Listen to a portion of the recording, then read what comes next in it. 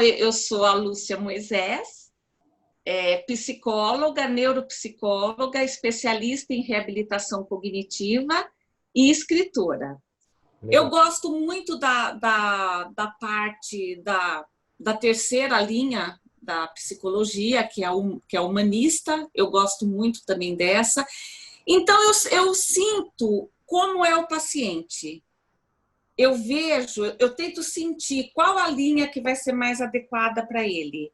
Então, eu me adapto. Mas eu confesso que o que eu mais uso mesmo é TCC. Os meus livros, eles são suspensos psicológicos, a maioria deles. Na verdade, assim, eu tenho uma coleção chamada Desequilíbrios, com Z, porque vão ser 10 livros, cada um falando de um transtorno mental. Só que não assim, não de uma forma que a pessoa vai estudar o transtorno. Não, ela vai ler a história, eu vou jogando pistas dos sintomas e a pessoa vai bancar, o leitor vai bancar o detetive e vai tentar descobrir qual que é o transtorno que aquele personagem tem até o fim do livro. Então, eu vou passando todos os sintomas, alguns as pessoas descobrem facilmente, outros não, mas elas aprendem. E eu achei interessante, assim, porque não é um livro de moda, não é um livro que está na moda, não é um livro que as pessoas, não é um livro que o público em geral vai adorar, porque são livros mais reais, as histórias são mais realistas, os relacionamentos são mais realistas, não é aquele relacionamento de conto de fadas, água com açúcar. Então, eu acho que eu acabo chocando um pouco os leitores. Mas eu penso assim, no que o livro pode ser bom? Primeiro, a pessoa pode ter aquele transtorno e não saber. A pessoa pode ter aquele transtorno, saber e se sentir péssima com aquilo, porque nunca ninguém conseguiu ajudá-la. Ou então, essa pessoa ter pessoas próximas que tenham aquele transtorno. E você sabe, às vezes pai e mãe são os últimos a perceber que o filho tem um transtorno daquele. Sim. Ou o seu pai ou a sua mãe estão começando a ficar com Alzheimer. Ou a sua filha adolescente está se encaminhando para anorexia nervosa. Então, assim, eu acho que mesmo que a pessoa não ame o livro de paixão, que não seja o livro preferido dela, mas eu queria poder passar alguma coisa, eu queria poder deixar alguma coisa que fosse útil para as pessoas de alguma forma, que fosse útil no sentido de saúde mental, no sentido da pessoa poder se proteger, poder se conhecer e poder proteger as pessoas que estão próximas dela.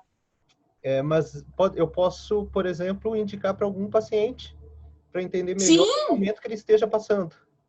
Isso, exatamente. Legal. Porque a pessoa, por exemplo, que tem depressão, o que ela mais escuta? Que ela é fraca, que ela não tem fé, que ela tem que reagir, que ela não pode ficar desse jeito, e ela se sente mal tanto pela depressão como pelo que esperam dela e ela não consegue fazer. Então, a pessoa lendo o caso de uma moça que tem depressão, ela começa a se identificar, começa a perceber que não é bem assim. E é claro, como é um suspense psicológico, algumas coisas eu realmente levo para o lado do 80, vamos dizer assim. Eu digo que eu vou desmistificar, mas às vezes eu dou uma exagerada, mais por conta do suspense, mais para ser um livro de mistério, um livro que tenha um final que as pessoas não esperem, que não esperam. Mas eu deixo bem claro quais que são os sintomas, o que a pessoa deve fazer, que tratamento que ela deve procurar. Então, eu acho que que pode ajudar alguém. Essa é a minha esperança, que possa ajudar alguém.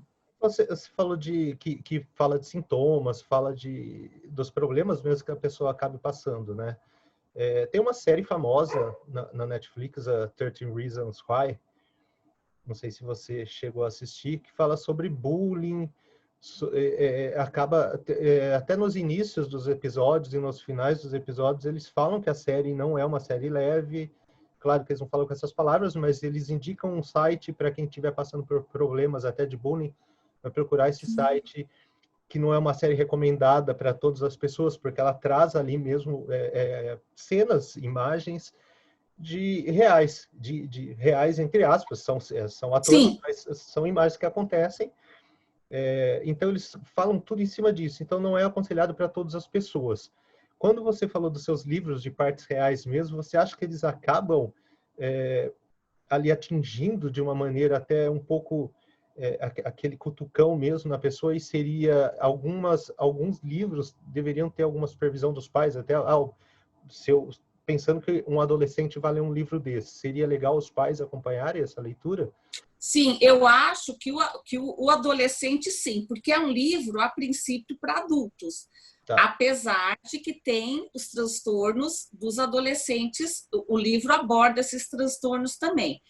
Mas, com certeza, para um adolescente que ainda não está com a sua mente totalmente desenvolvida, amadurecida, e certas coisas podem causar, podem ser gatilhos para outras coisas piores, eu sugeriria, sim, que os pais lessem primeiro antes de passar para os filhos adolescentes. Legal. Porque eu acho que vai, inclusive, incomodar os adultos.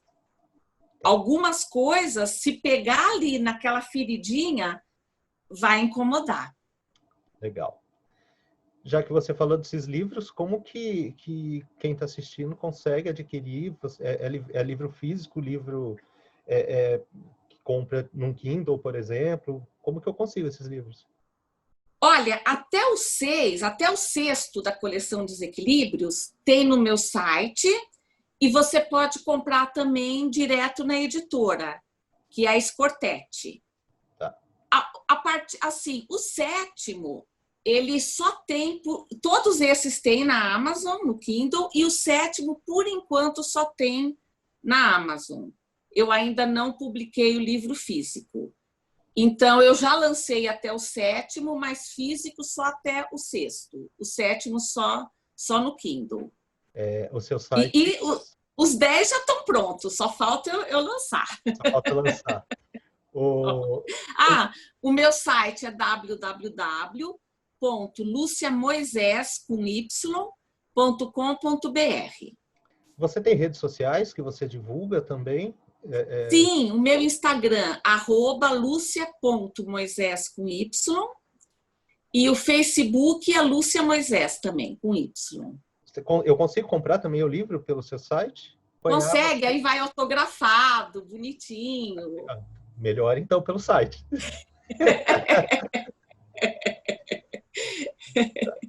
Parece que você tem um assunto aí que tem a ver com o sair da quarentena, né? Porque eu sempre falo, eu brinco isso até com os meus pacientes, que o ser humano foi feito para comer e dormir. Então, e aí veio essa quarentena para reforçar isso. A gente está comendo e dormindo, né?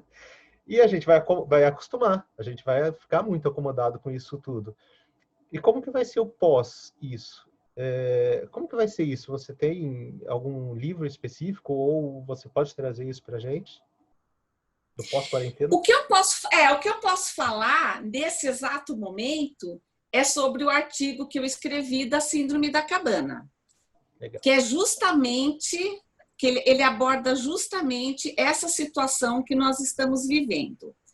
Então, vamos começar explicando por que Síndrome da Cabana. Em 1900, os trabalhadores no norte dos Estados Unidos, quando chegava o inverno, era aquele inverno muito rigoroso, eles iam para suas cabanas e passavam o inverno todo dentro das suas cabanas, sem sair para nada.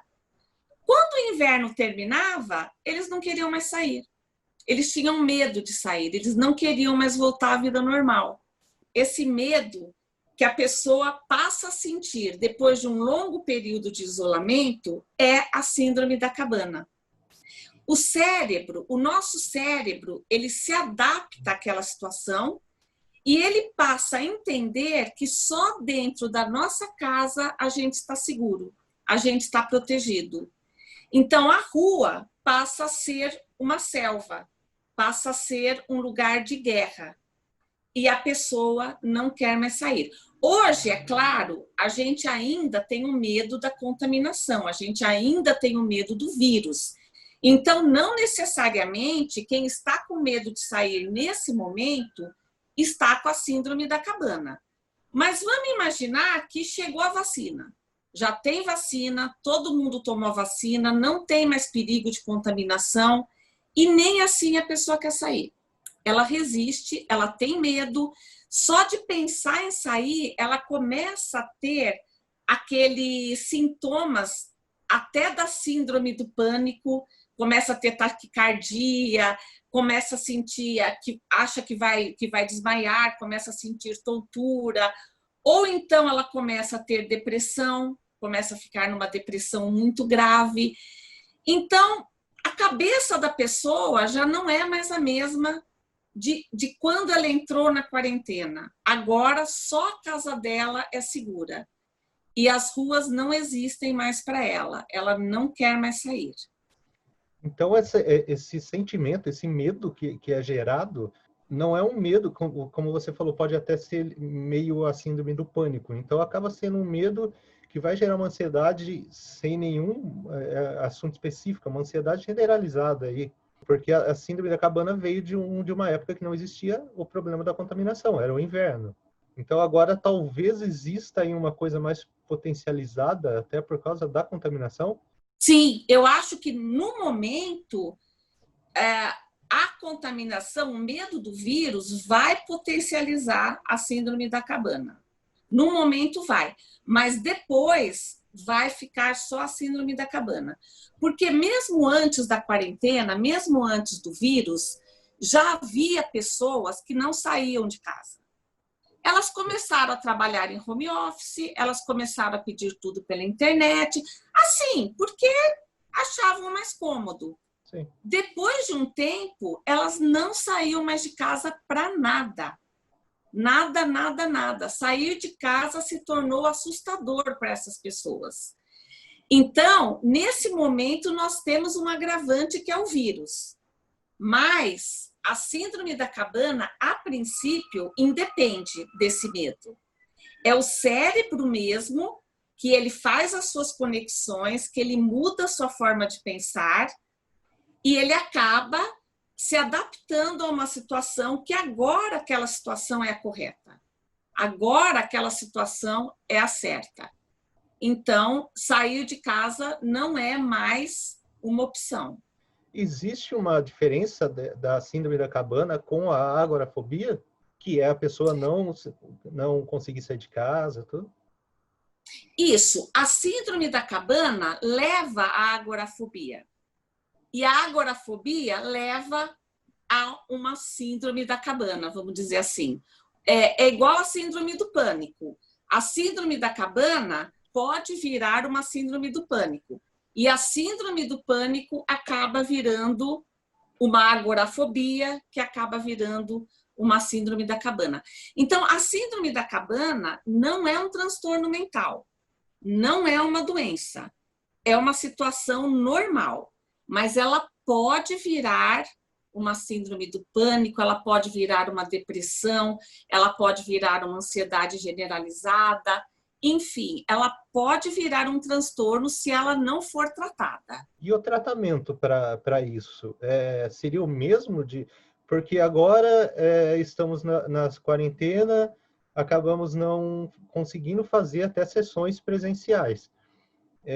Se eu fizer um acompanhamento para uma síndrome da cabana online, eu não vou estar reforçando essa síndrome? Na verdade, como a pessoa ela não consegue sair de casa, vai ter que começar online mesmo. Tá. Imagina assim, uma pessoa que tem uma agorafobia, que tem uma síndrome do pânico, ela não vai sair para ir no consultório do terapeuta. Então, o terapeuta, ou ele vai até a casa dela, ou ele vai ter que fazer online, porque a pessoa não vai sair. Então, nesse primeiro momento, teria que ser online mesmo. Você entende disso muito melhor do que eu, de sensibilização sistemática, Sim. que a pessoa, se ela não conseguir nem abrir a porta e olhar para fora, ela vai ter que fechar os olhos, imaginar, vai ter que ser feito tudo primeiro na imaginação dela para depois ela começar a sair. Mas vai ser por aí. Vai ser por aí. Começar bem devagar. A primeira coisa, abre a porta, olha para fora, o que você sente? Num segundo momento, agora dá um passo para fora, vê como você se sente. E ir fazendo até ela realmente conseguir sair. Aí sim é interessante que ela comece a ir no consultório, justamente por causa disso que você falou, para não reforçar essa síndrome. Então, é um tratamento bem comportamental mesmo nesse caso, né? Sim, é bem comportamental. Tá? Não tem aí outro jeito de fazer esse tratamento. É o comportamental junto com o cognitivo para tirar aí uns pensamentos distorcidos que possam acontecer, né? Que possam aparecer. Porque pelo que você fala também, né? Eu vou ter que pôr a pessoa ali à prova dos medos dela, né? Ela vai ter que encarar um pouco isso. E vai ter picos de ansiedade. Com certeza, sim. Sim, é muito difícil. O que outros passos para esse tratamento, outras coisas que são sugeridas, primeiro, deixar bem claro para a pessoa que não é para ela se cobrar, que não é para ela se culpar e não é para ela se obrigar. Cada um tem o seu tempo e ela vai conseguir no tempo dela. E uma coisa que eu sugiro, assim, desde já, antes de terminar a quarentena, é já ir listando todos os dias, escrevendo numa listinha, tudo que era bom quando a gente saía, tudo que a gente fazia de gostoso antes da quarentena. O que você adorava fazer? Eu adorava ir ao cinema. Toda sexta-feira eu jantava fora.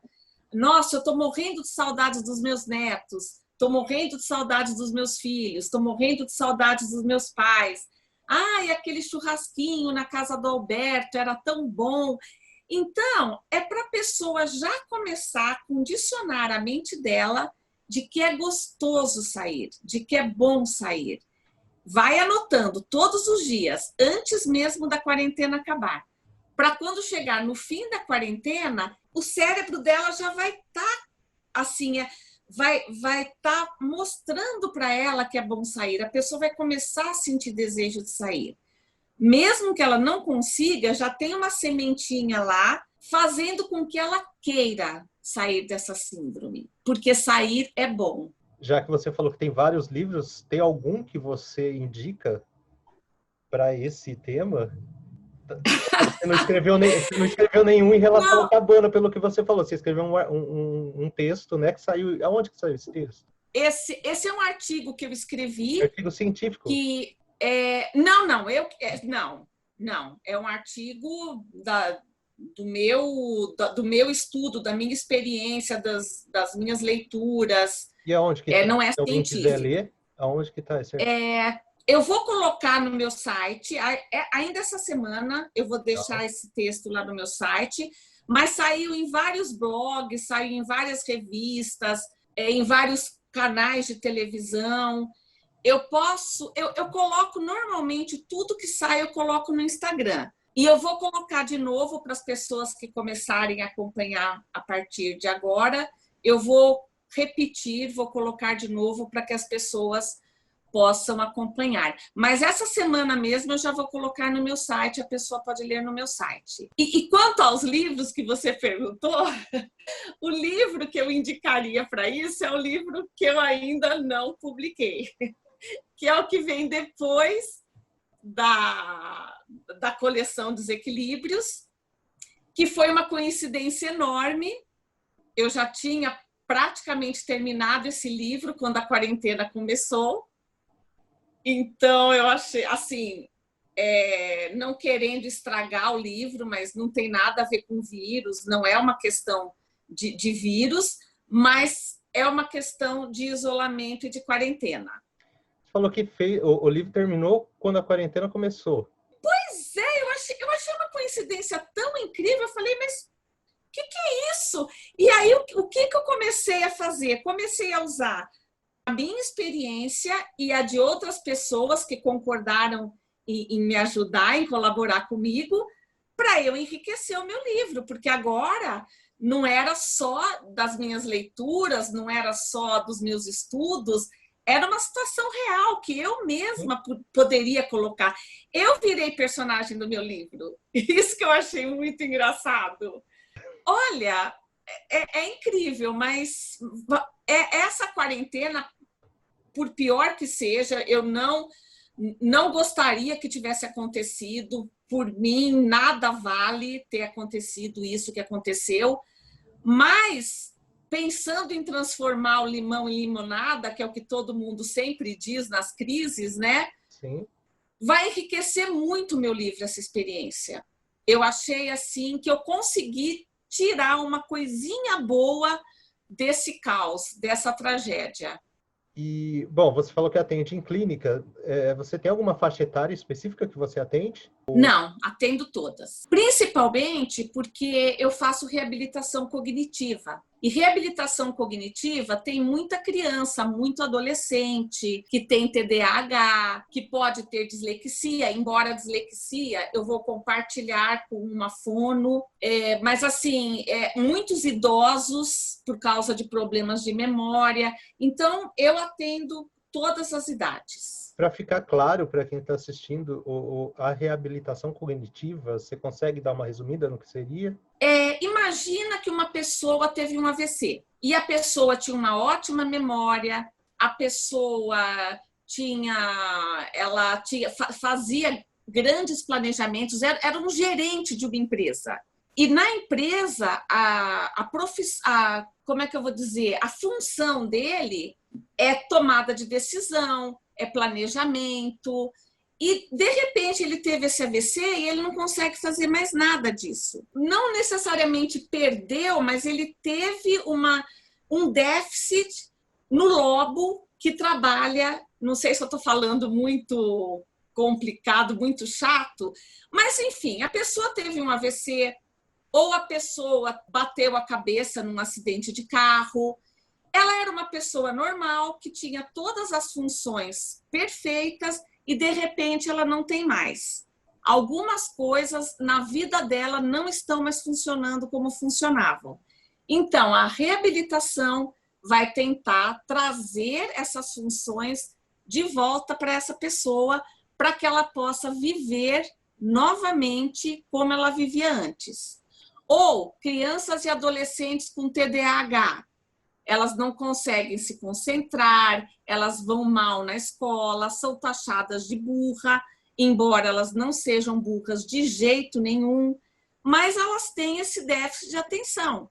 Então, a reabilitação ajuda essas crianças, esses adolescentes e até adultos que às vezes têm e nunca foi tratado. Então, ajuda ela a ter mais atenção, a ter mais concentração, a focar mais nas coisas e conseguir ir bem no sentido acadêmico, no sentido profissional. Pessoas que estão começando com Alzheimer. A reabilitação vai curar o Alzheimer? Não. A pessoa vai continuar tendo Alzheimer, mas você consegue dar uma vida mais digna para ela. Você consegue com que ela não dependa tanto dos outros. Você consegue com que ela tenha um pouquinho da independência dela de volta. E pode melhorar muito, adiar muito o pico do Alzheimer. Quando você foi falando de crianças, TDAH, o que eu lembrei? Eu participei de uma live para uma escola sobre esse ensino à distância que estamos passando agora. E as crianças não conseguem, a maioria, não conseguem assistir às aulas e fazer as tarefas que tem que fazer. Até porque, eu imagino, não é um público que eu acompanho, não é o público que eu atendo, crianças. Mas eu imagino que uma sala de aula para elas já é uma coisa chata, ficar sentado ali assistindo uma aula expositiva.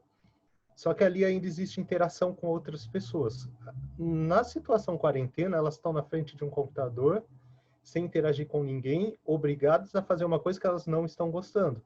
Você teria alguma dica aí para os pais? Não, eu acho que tem dicas fantásticas, porque toda vez, acho que até mesmo nós adultos, eu pelo menos ainda preciso fazer isso de vez em quando a gente está diante de uma tarefa muito chata, e normalmente a tarefa chata parece mais longa do que ela realmente é.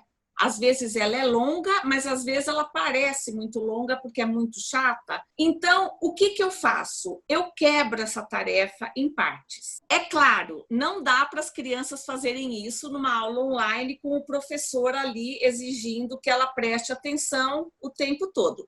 Mas eu imagino que as aulas online elas fiquem gravadas e a criança possa rever depois. Eu acredito. Então, se a criança não estiver conseguindo prestar atenção naquela aula online, aí não tem muito o que fazer.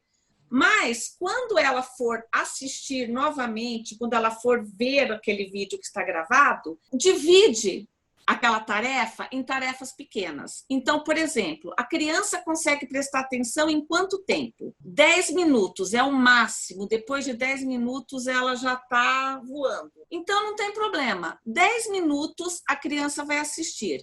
Depois de 10 minutos, ela vai fazer uma coisa que ela gosta. Ou vai comer um chocolate, ou vai tomar um sorvete, ou vai jogar videogame, num tempo curto também. Pronto, a criança está feliz, relaxou. Ah, eu quero mais. Bom, você quer mais? Então agora você vai ter que assistir mais 10 minutinhos de aula. Daqui a 10 minutinhos, se você prestar atenção na aula, você vai poder jogar videogame de novo. Então, assim, primeiro, cortar as tarefas muito longas e chatas em tarefas menores, que seja fácil, que seja possível da criança acompanhar, e depois premiar, recompensar, deixar que ela faça uma coisa gostosa. E vai fazendo assim, devagarinho, até que a criança consiga assistir uma aula inteira e depois, obviamente, verificar se ela conseguiu mesmo assistir aquela aula. E coisas como, por exemplo, fazer um joguinho de perguntas, daqueles jogos que a gente vê na televisão. Ah, vamos fazer uma gincana. Quem acertar vai ganhar isso aqui, um chocolatinho, uma balinha. E faz uma gincana com as crianças. Pega aquela matéria que ela estudou e vê quem que responde as perguntas. Então, é assim, tem que usar a criatividade, tem que ter muita paciência, tem que saber que até nós, adultos, quando uma coisa é muito longa e muito chata, nem a gente consegue fazer. Então, a gente também tem que cortar em pedacinhos, faz um pouco, depois, vou ler um livro gostoso para relaxar. Eu gostaria de dizer que o que precisarem de mim, mesmo que não queira marcar uma consulta comigo, mesmo que não queira fazer terapia, não tem problema. O que precisarem de mim para tirar uma dúvida, para conversar, para desabafar, qualquer coisa, vocês podem me procurar, eu estou sempre à disposição. Podem me procurar pelo site, podem me procurar pelo Instagram, pelo Facebook.